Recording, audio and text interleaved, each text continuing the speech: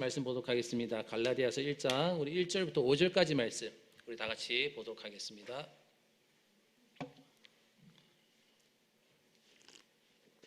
갈라디아서 1장 1절부터 5절까지 말씀입니다. 우리 다 같이 한 절씩 우리 서로 교독하도록 하겠습니다.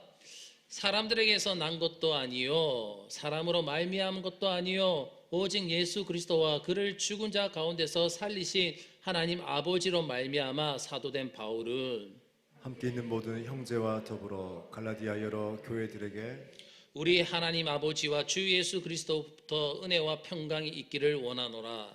그리스도께서 하나님 곧 우리 아버지의 뜻을 따라 약한 세대에서 우리를 건지시려고 우리 죄를 대속하기 위하여 자기 몸을 주셨으니 다 같이 읽겠습니다.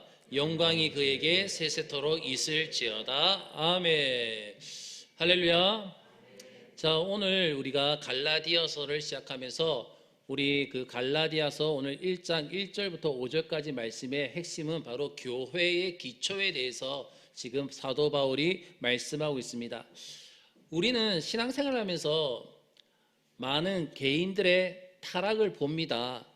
교회를 나오고 내가 예수를 믿고 있다 하지만 그렇지만 개인적으로 타락된 생활을 하는 사람들을 보게 됩니다.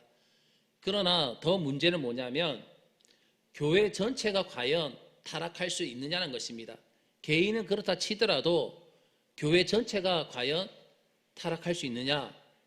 교회가 집단적으로 자신들이 믿는 이 진리에서 벗어나 버리고 그리고 다 함께 엉뚱한 길로 들어갈 수 있느냐 하는 것입니다. 그것이 얼마든지 가능하다. 이것이 얼마든지 교회가 집단적으로 타락하는 그것 가능하다라는 것을 증거하고 있는 것이 바로 갈라디아서라는 것입니다. 갈라디아서. 아무리 교회라 하더라도 교회가 세워져 있는 그 기초를 붙들지 않을 때에 교회의 그 기초를 깔지 못하고 그 기초를 붙들지 않을 때는 개인이 신앙에서 떨어져 나가 타락하는 것처럼 교회도 얼마든지 참된 신앙에서 떨어져 나가가지고 타락할 수가 있다는 것을 이 갈라디아서가 너무나 잘 보여주고 있습니다. 이것은 개인이 진리에서 떨어져 나가는 것보다 훨씬 더 위험한 거예요. 교회가 집단적으로 타락하는 거, 이거는 훨씬 더 위험하다는 것이죠. 사실 바울이 보고 있는 것은요, 교회 전체가 정말 참된 신앙 안에서 떨어져 나와가지고 멸망을 향하여 가고 있는 모습이었습니다. 이 갈라디아서는요, 그들이 참된 신앙에서 떠내려가고 있다는 사실을 알리는 정말 경종을 울리는 그러한 책이 바로 갈라디아서입니다. 정말 다시 그 떠내려 나가는 그 교회가 그것을 배로 친다면 그 배가 떠내려가고 있을 때에 그 밧줄을 붙들어서 묶어가지고 다시 원래의 자리로 끌고 오려고 하는 역할을 하는 것, 그것이 바로 갈라디아서입니다. 바울이 최초로 복음을 전한 이 갈라디아 지방의 교회들이 이제 바울의 복음을 버려요. 사도 바울의 이 복음을 버리고 유대교로 돌아섰다고 하는 것, 그것은요, 과연 예수 그리스도의 기독교가 존재할 수 있느냐 없느냐, 정말 기독교가 존재할 수 있느냐 없느냐 하는 아주 중요한 위기였습니다. 그때 사도 바울은 이 편지를 쓰게 되는 거예요. 갈라디아서 편지를 쓰게 된 것입니다. 이 편지를 쓰면서 먼저 자기 자신에 대해서 이렇게 소개하고 있습니다. 자, 우리 1절 말씀, 오늘 보면 1절 말씀입니다. 다 같이 읽도록 하겠습니다. 시작. 사람들에게서 난 것도 아니요 사람으로 말미암은 것도 아니요 오직 예수 그리스도와 그를 죽은 자 가운데서 살리신 하나님 아버지로 말미암아 사도된 바울은. 아멘. 오늘 우리 시대의 교회에는 사도라는 직분이 있습니까 없습니까? 없습니다. 어느 교회건 어느 교단이 갈 것 없이 난 사도다라고 말이 있으면 그 교회와 그 집단과 그 공동체는요, 이상한데요. 지금은 교회에서는 사도라는 직분이 없습니다. 그래서 우리는 사도라는 직분이 어떤 것이고 그리고 교회에서 얼마나 중요한 위치를 차지하고 있었는지도 잘 몰라요. 바울은 이 서신을 지금 개인의 자격으로 쓰는 것이 아니라고 이야기합니다. 나 개인의 자격으로서 이 서신을 쓰는 것이 아니라 바로 사도라는 아주 특별한 직분으로서 쓰고 있다는 것을 오늘 갈라디아서를 시작하는 첫 절에서 이것을 분명히 하고 있습니다. 바울은 자기 자신을 다른 여러 형제들과 분명히 어떻게 해요? 구분하고 있는 거예요.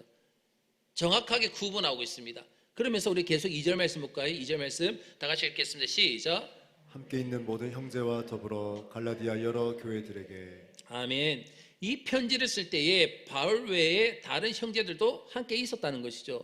바울 외에 다른 형제들도 함께하고 있습니다. 그러나 직분의 중요성에 있어서 바울은 자신과 다른 형제들을 분명히 어떻게 하고 있습니까? 구별하고 있죠. 분명하게 구별하고 있습니다. 사도는 그러면 어떤 직분이며 교회에서 어떤 위치를 차지하고 있었습니까? 바울은 오늘 본문 서두에서 이것을 또한 분명하게 밝히고 있어요. 우리가 조금 전에 읽은 1절 말씀에 오면 뭐라고 표현하고 있냐면 이것은 사람들에게 난 것도 아니요, 그리고 사람으로 말미암은 것도 아니다.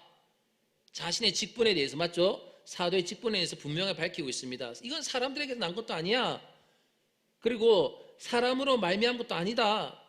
여기서 사람은 무엇을 의미하냐면, 여기서 사람이라는 것은 우리 인간 사람을 의미하는 것이 아니라 교회를 의미하는 것입니다. 교회를 의미하는 거예요.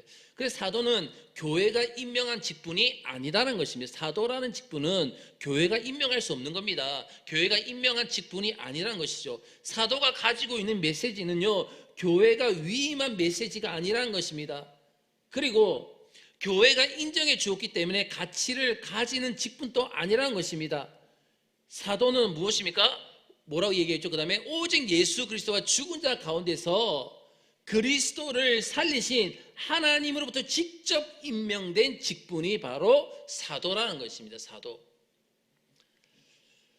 이 사도들이 이제 순교를 당하거나 혹은 나이가 들어가지고 죽음으로써 사도라는 직분이 없어지게 되었어요. 순교당하고 이제 세월이 흐르면서 죽었기 때문에 사도라는 직분은 없어지게 되었습니다. 그러나 사도들은 그냥 없어지거나 그냥 죽은 것이 아니에요. 사도는 그들은 교회의 기초가 될 만한 모든 내용을 책에 남겨두었습니다. 교회의 기초가 될 만한 모든 것들을 책에 적어서 남겨놓았죠. 그것이 바로 우리가 가지고 있는 이 신약 성경이라는 것입니다. 신약 성경. 사도를 통하여서 교회의 기초가 된 모든 것들이 기록된 책, 이것이 바로 신약이라는 것입니다. 신약 성경. 사도들의 모든 권위는요, 바로 이 신약 성경 안에 그대로 남아 있습니다. 신약이라는 책 안에 그대로 사도의 권위가 다 남아 있습니다. 그래서 교회가 바른 교회가 되기 위해서는 반드시 해야 할 일은 뭐냐면 바로 자신들의 위치를 이 신약 성경의 가르침과 비교해 가지고 틀린 부분이 있다면 바로 잡아야 되는 것입니다. 만일 교회라고 하면서 이 부분에 대해서 등한히 한다면 그 교회 전체가 얼마든지 참된 신앙 가운데서 떨어져 나갈 수가 있는 거예요. 이 기초를 등한히 여기게 될 때에는, 이 신약 성경에 기록된 복음에 대해서 이것을 등한히 여기게 된다면 이 교회도 집단적으로 정말 떨어져 나갈 수, 잘못된 틀린 부분을 바로잡지 못할 때에 잘못된 신앙으로서 떨어져 나가가지고 신앙의 표류를 할 수가 있는 것입니다. 교회는요, 사도들이 하는 말을 반드시 들어야 되는 것입니다. 사도들이 하는 말. 왜냐하면 그것이 바로 누가 하신 말씀이기 때문에, 우리 주님이 하신 말씀이기 때문인 것입니다. 우리 주님께서 사도들을 통하여서 하신 말씀이기 때문에, 주님은 자신이 직접 하신 말씀들을 사도들을 대신 보내셔서 주님께서는 말씀을 하셨습니다.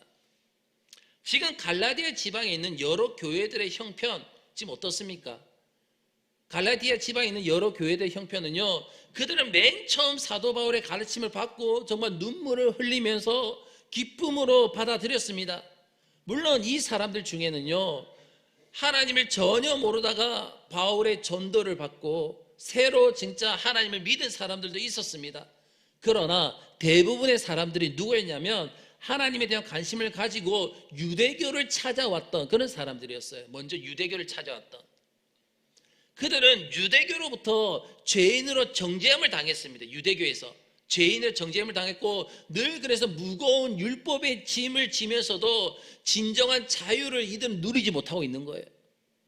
그런 자들이었죠. 항상 그러다 보니까 매일 그 유대교로부터 율법에 의해서 정죄를 당하다 보니까 그들 마음 가운데 무엇이 있습니까? 마음속에는 늘 정죄의식 속에 있는 거예요.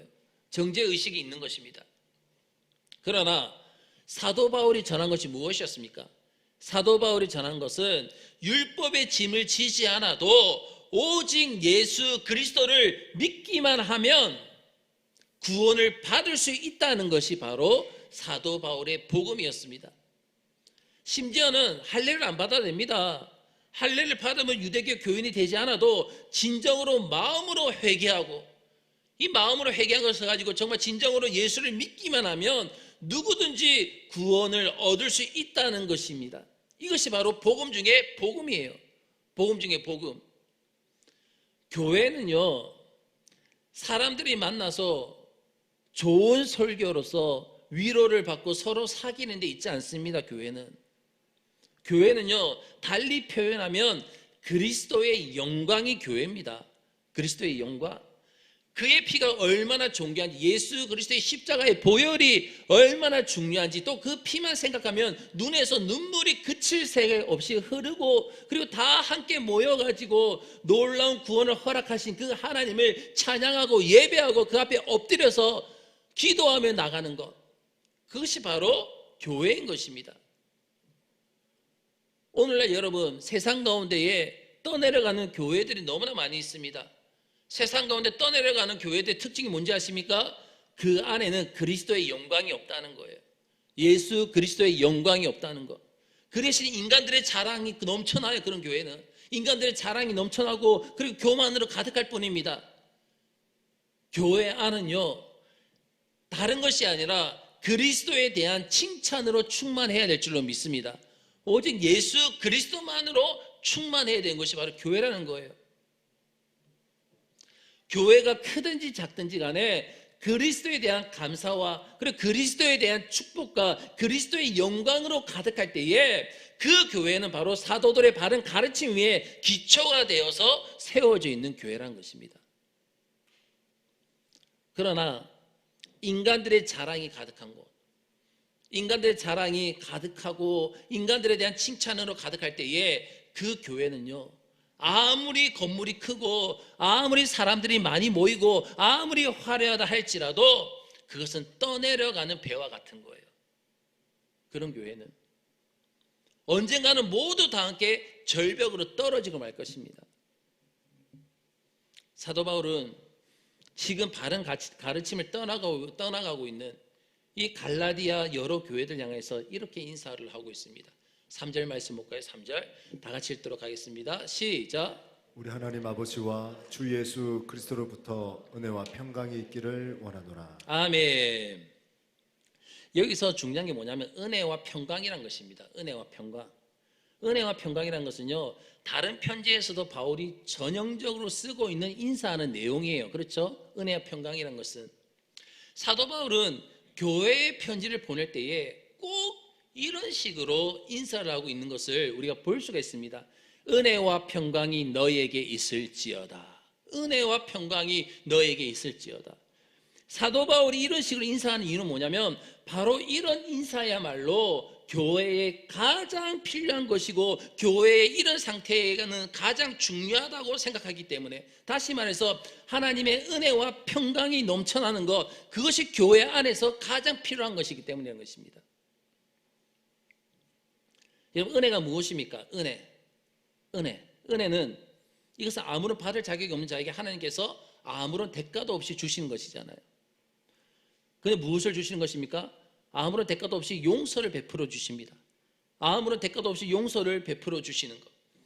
교회에 있어서 가장 중요한 것은 거기에 있는 사람들이 늘 하나님의 용서를 체험하며 자신의 죄와 허물을 씻어지는 체험 가운데 있는 거예요. 체험 가운데 있는 것. 그리고 평강이 무엇입니까? 평강. 모든 갈등과 분쟁이 없어져 가지고 참된 안식과 평안을 누리는 것입니다. 그래서 유대인들은 항상 인사할 때 뭐라고 인사합니까? 샬롬이라고 하지 않습니까? 샬롬. 그 의미가 무엇입니까? 당신과 나 사이에는 아무런 분쟁이 없습니다 라는 뜻입니다. 당신과 나 사이에는 아무런 분쟁이 없고 오직 하나님의 평화, 하나님의 평강만 있는 것뿐입니다 라는 그런 말이에요. 지금 갈라디아 교회는요, 여러분 어떤 상태에 있습니까? 은혜가 없어요. 하나님의 은혜가 없습니다. 왜냐하면 그들이 그리스도의 십자가를 버렸기 때문에, 그들이 그리스도의 십자가를 버리고 그 자리에 무엇을, 인간의 공로를 대신 집어넣는 거예요. 인간의 자랑을 집어넣습니다. 인간의 교만함을 집어넣었기 때문이죠. 그래서 하나님의 은혜 대신에 인간의 자랑과 자기 만족이 들어있습니다. 그들이 참된 하나님의 은혜를 회복하려면 그러면 어떻게 해야 됩니까? 하나님의 은혜를 막는 모든 쓰레기들을 치워버려야 되는 거예요. 하나님의 은혜를 가로막고 있는 모든 은혜를, 그 모든 쓰레기를 치워야 되는 것. 그렇지 않으면 성령의 역사는 회복되지 않습니다. 다른 하나는 무엇이냐면 또 숨어있는 죄입니다. 죄. 하나님께서는 회중 가운데 죄가 숨어있을 때에 그것을 드러나게 해가지고 해결하실 때까지 은혜를 주시지 않습니다.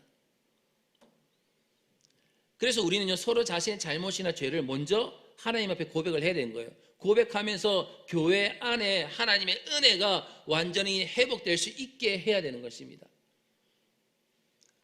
이렇게 말씀하신 분들 있습니다. 이렇게 말씀하신 분들 보면, 내가 뭐 대표기를 한다든지 무엇을 한다든지 할 때에 지난 한 주간 동안 내가 내 삶을 내가 알고 있는데 내가 어떻게 올라가 가지고 또 대표 기도를 하고 어떻게 내가 다른 것을 찬양 인도를 하고 내가 무엇을 할 수 있겠느냐는 것이죠. 저도 마찬가지죠. 저는 한 주간 동안 죄가 있잖아요. 아니 어제까지 지은 죄가 있잖아요. 그럼에도 불구하고 내가 어떻게 강대상에 올라와 가지고 주일 예배를 드리면서 하나님의 말씀을 선포하고 어떻게 그렇게 기도를 하고 이렇게 살기를 원합니다 하고 선포를 합니까? 다른 거 아닙니다, 여러분. 하나님의 은혜를 구하는 겁니다. 어떻게 해요? 말 설교하기 전에 와서 앉아 기도하는 도중에, 하나님, 내가 지난 한 주간 지은 모든 죄들 예수 그리스도의 십자가 보혈로 덮어지게 하시고 깨끗하게 하시고 주의 은혜가 필요합니다. 주의 은혜를 덮어지게 하여 주옵소서. 우리는 죄인이기 때문에, 다 죄가 있기 때문에 정결하게 우리가 있는 모습 그대로 하나님 앞에 낮아서 드릴 수가 없어요. 그래서 무엇이 필요합니까? 그리스도의 십자가 보혈이 필요한 것입니다. 하나님의 은혜가 필요한 거예요. 그래, 그것을 덮어짐을 통해 가지고 올라와서 대표 기도를 하는 것이고 찬양 인도를 하는 것이고 말씀을 선포하게 되는 것입니다. 내 의가 아니라 누구의 의입니까? 하나님의 의고 예수 그리스도의 의를 통하여 나가는 거예요. 바로 그겁니다. 그래, 우리가 하나님의 은혜를 회복하기 위해서는 내가 숨겨져 있는 죄까지도 하나님 앞에 고백할 때에 하나님께서 그때 그 은혜를 베풀어 주시는 거예요. 예를 들면 그것이죠. 이스라엘 백성들이 여리고성을 함락하고 그 다음에 어떤 성이 있었습니까? 아이성이 있었습니다. 아이성을 갖다 점령하려고 했을 때에 성공했습니까? 실패했습니까? 실패했습니다. 그 이유가 무엇입니까? 그 안에 숨겨져 있던 그 죄를 드러내지 않았기 때문에, 아간이라고 한 그 사람의 죄를 드러내지 않았기 때문에 하나님의 은혜가 막혀버렸던 거예요. 그래서 우리에게 가장 중요한 것이 무엇입니까? 하나님의 용서입니다. 용서는 곧 무엇입니까? 하나님의 은혜인 줄 믿으시길 바라겠습니다. 이것이 회복되면요, 다른 모든 것이 다 회복되는 것입니다. 마치 제비 한 마리가 돌아왔을 때에 봄이 오고 그리고 꽃이 피고 그리고 열매를 맺는 것 같다는 것이죠. 그래서 우리는 모일 때마다 나 자신의 죄를 들추어내어 가지고 고백을 해야 되는 거예요. 하나님 앞에 나올 때마다 내 죄를 들춰내 가지고 하나님께 고백을 하면서 하나님의 은혜를 구해야 되는 것입니다. 죄를 숨기고 감추는 것은요, 교회를 더 고통스럽게 만들 뿐입니다. 하나님의 은혜는요, 너무나 예민하거든요. 그 은혜는 너무나 예민합니다. 우리가 그 가치를 조금이라도 무시한다면, 그 가치를 내가 무시하고 자기 교만에 빠진다면 하나님의 은혜는요, 금방 메말라 버리는 것입니다. 그래서 늘 어린아이처럼 하나님의 은혜를 우리는 간구해야 될 줄로 믿습니다. 어린아이들 보면 보십시오. 무엇을 가지고 내가 얻기를 원한다면 아빠 이거 주세요, 엄마 이거 주세요 계속 구하잖아요. 아빠 이거 주세요, 엄마 이거 주세요. 이렇듯이 하나님 나에게 은혜를 주십시오, 하나님 나에게 은혜를 주십시오. 우리는 늘 구해야 되는 거예요.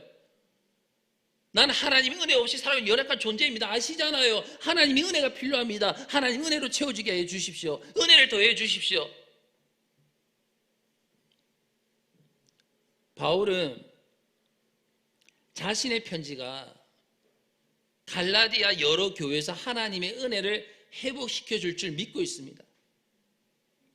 그리고 바울은 이 편지가 바울과 갈라디아 교인 사이에 다시 기쁨과 신뢰를 회복시킬 줄을 믿고 있습니다. 또 그렇게 되었어요. 사랑하는 여러분, 바랄건대요, 우리가 이제 갈라디아서를 읽고 나갈 겁니다. 읽으면서 갈라디아서 말씀을 계속적으로 묵상하고 계속적으로 듣게 될 것입니다. 이 편지가 우리 안에서 하나님의 은혜를 가로막고 있는 모든 쓰레기들을 말끔히 치워서 하나님의 은혜가 우리 가운데 온전히 쏟아지는 기회가 되시기를 주의 이름으로 축원합니다. 그리고 우리 안에 복종하지 않음으로 인하여 고통과 갈등이 있다면 그 진리 안에서 하나 되어서 기쁨과 신뢰가 회복되는 그 기회가 되기를 주의 이름으로 축원합니다. 그리고 이제 계속해서 바울은요, 이 편지의 인사 부분에서 그리스도께서 우리들을 위하여 헌신한 일이 무엇인가에 대해서 분명히 밝히고 있습니다.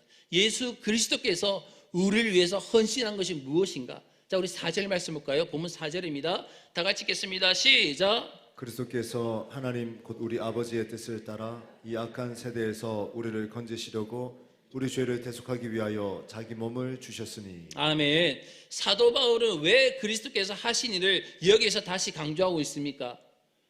그것은 갈라디아 교인들이요, 인간들이 하는 일에 너무나도 많이 마음을 빼앗겼기 때문인 것입니다. 다시 말하면 갈라디아 교인들이 세상 가운데에 너무나 많이 마음을 빼앗겼기 때문에 그들의 관심을 가지고 있는 것은 어떤 사람들이 할례를 받았으며 또 누가 율법 조항을 열심히 지켰느냐는 것이었습니다. 사람들은 너무나도 쉽게 그리스도께서 하신 일을 잊어버립니다. 예수 그리스도께서 나에게 하신 그 일을 잊어버리고 그 자리에 인간의 공로를 집어넣어요. 예수님이 있어야 될 그 자리에 인간의 공로를 집어넣고 있습니다. 지금 사도 바울이 규정하고 있는 것은 뭐냐면 이 세상의 정체에 대해서 이야기합니다. 이 세상의 정체. 이 세상은요, 한마디로 말해서 악한 세대라는 것입니다. 악한 세대. 이것을 그대로 직역을 하면 현재의 이 악한 세대가 될 것입니다. 현재의 이 악한 세대. 예수님께서 십자가에 못 박힌 것은요, 다른 시대의 사람들을 위해서가 아닙니다. 바로 오늘 이 시대를 살고 있는 우리들을 위해서라는 것입니다.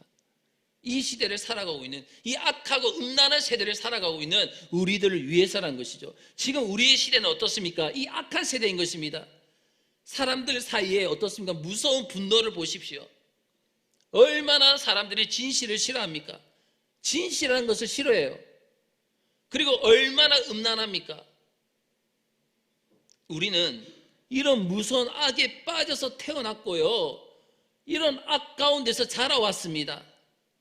그래서 어떤 때는요, 악이 악으로 생각되지 않을 때도 있어요. 그렇게 돼버리는 거예요. 너무나도 자연스럽게 되어버렸기 때문입니다. 그러나 하나님은 우리의 모든 것을 견디지 못합니다. 그리스도는 우리가 얼마나 무서운 죄에 빠져 있는지 알고 계십니다. 그러나 우리는 이런 악에서 구출되는 것을 원치 않습니다. 그리고 그런 것을 구출되기 원치 않았다는 것입니다. 오히려 여기에 더 머물러 있으려고 했습니다. 사실 얼마나 많은 사람들이요, 죄의 미련이 남아가지고, 죄악된 것에 미련이 남아서 정말 떠나지 못합니까? 잘못된 사귐인 줄 알면서도 떠나지 못하고 미련을 가지는 경우가 얼마나 많습니까? 그리스도께서 오신 목적이 뭐예요, 여러분? 그리스도께서 오신 목적이 무엇입니까? 바로 이런 악에서 우리를 구출해 가지고 정말 하나님을 바로 섬기게 하기 위해서. 그럼 하나님을 올바로 섬기게 하는 그 생활을 하시게 하기 위해서라는 것입니다. 그러기 위해서 필요한 것이 무엇입니까? 바로 그리스도의 제사가 필요하다는 거예요. 그리스도의 제사. 그리스도께서 자기 몸으로 하나님이 받으실 만한 제사를 드림으로써 인간에게 대한 하나님의 진노를 돌이키시고 성령을 우리에게 붓게 하신 것입니다. 그 성령 하나님을 우리에게 부어지게 하신 거예요. 그래서 우리가 성령 부음을 받은 것은 인간의 선행이나 종교적인 노력 때문이 아니라는 것이죠. 그런 것들이 아니라 바로 오직 그리스도의 십자가 공로밖에 없다는 것입니다. 예수 그리스도의 십자가의 은혜밖에 없는 거예요. 우리의 신앙생활은요, 그래서 시작도 성령이고요, 그리고 중간도 성령이고 끝도 성령의 능력임을 여러분 믿으시길 바라겠습니다. 성령의 능력 없이는요, 우리의 신앙은요 죽은 송장에 불과한 거예요. 그래서 우리에게 성령의 능력이 늘 우리에게 임해야 되는 것입니다. 그런데 이 놀라운 성령을 우리에게 임하게 하신 제사가 무엇이냐는 것이죠. 그것은 바로 오직 그리스도의 십자가의 제사라는 것입니다. 예수 그리스도의 십자가의 제사. 갈라디아 교인들은 이 십자가의 의미를 잘 모르니까 너무나도 쉽게 옛날 유대인들의 노예의 종교로 다시 돌아가고 있습니다. 오늘 우리들은 십자가의 의미를 잘 모르기 때문에 불신앙 상태에서 기독교적인 종교만 하나 뒤집어 쓰고 그것을 참된 신앙으로 생각하는 사람들도 많이 있습니다. 신앙은요, 성령의 능력으로 내가 거듭나서 새 사람이 되는 것이고, 그리고 끊임없이 성령의 능력으로 사는 것이 바로 신앙인 것입니다. 그리스도인들에게 성령의 은혜가 중단되면 그건 죽는 거예요. 그래서 우리에게 늘 성령의 은혜가 필요합니다. 성령의 은혜가. 마치 여러분 보십시오. 이것을 잘 볼 수 있는 인물이 있습니다. 바로 사울왕입니다. 사울왕. 사울왕에게서 성령의 역사가 떠났을 때 어떤 일들이 벌어집니까? 사울왕에게 성령의 역사가 떠났을 때에 그가 거의 정신분열증 환자처럼 되어버리잖아요. 정신분열증 환자처럼 되어서 각종 정신질환에 시달렸던 것처럼 우리에게 성령의 은혜가 중단이 되면요, 우린 그 예민함과 불안을 견디지 못하게 될 것입니다.